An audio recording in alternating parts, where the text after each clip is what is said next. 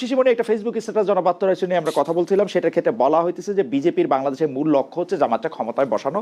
এইটা বলা হইতেছে হচ্ছে এই কারণে, কারণ যত বেশি বিজেপির মতো সরকার ক্ষমতায় থাকতে চাইবে তত বেশি একটা ইন্ডিয়া বিরোধী সরকারকে তাকে এখানে দরকার হবে। এইটা হচ্ছে তার এটা মূল প্রতিবন্ধ। এবং সেইটার মধ্যে সেটা হইলো ভারতে ভোটের হিসাবটা তিনি বলতেছেন, আপনাকে আবার একটু মনে হতে, বিজেপি ইন্ডিয়া ক্ষমতা থাকতে পারবে কিনা তার নির্ভর করে বাংলাদেশে কারা ক্ষমতা এলো তার উপরে। এই এই এই আপনি কি এইটা এরকমই মনে করেন যে আসলে বিজেপিকে ক্ষমতায় আসার জন্যই বাংলাদেশে বিজেপির মতোই একটা দল, যেটাকে আসলে উনি জামাতে ইসলামী মনে করতেছেন, ওইটা আসা জরুরি? এবং আপনি বিজেপি এবং জামাতে ইসলামের মধ্যে মিল দেখেন কিনা? আমি তো মনে করি উনি অ্যাটেনশন সিক করার জন্য এই সমস্ত মন্তব্য করেছেন। ওকে, অনেক সময় অনেকে আলোচনায় থাকতে চান, আলোচনায় থাকতে গিয়ে ফিকটিশিয়াস কিছু ইস্যু রেজ করেন যেন আশেপাশের লোকেরা ওনাকে নিয়ে আলোচনা করে। এটাও এক ধরনের স্যাটিসফ্যাকশন। আচ্ছা, ফলে আমি মনে করি যে ওনার যে এই ideas and thoughts, it is neither supported by reason nor supported by statistics. Okay, কোনো কিছু দ্বারাই এটা সাপোর্টেড না। উনি আলোচনা করেছেন, রেজ করেছেন, আমরা আলোচনা করছি, এটাই ওনার স্যাটিসফ্যাকশন।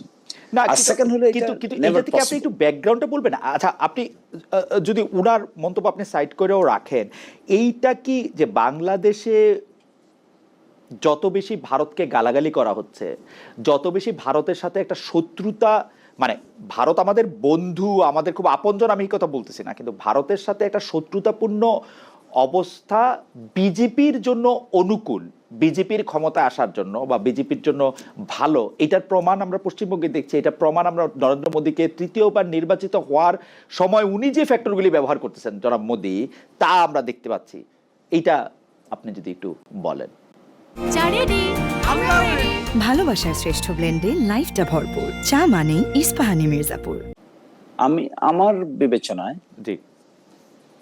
বিবেচনায় ভারতে বিজেপি সরকারের দীর্ঘদিন ক্ষমতায় থাকার পিছনে মূল, যদি কাউকে দায় দায়িত্ব দিতে হয়, সেটা দিতে হবে ভারতের বর্তমান বিরোধী দলকে। আমি দেখি জনাব রাহুল গান্ধীর নেতৃত্বে যে বিরোধী জোট বা বিরোধী যে রাজনৈতিক দল, তাদের পারফরমেন্স ভেরি উইক বিজেপি সরকারের তুলনায়।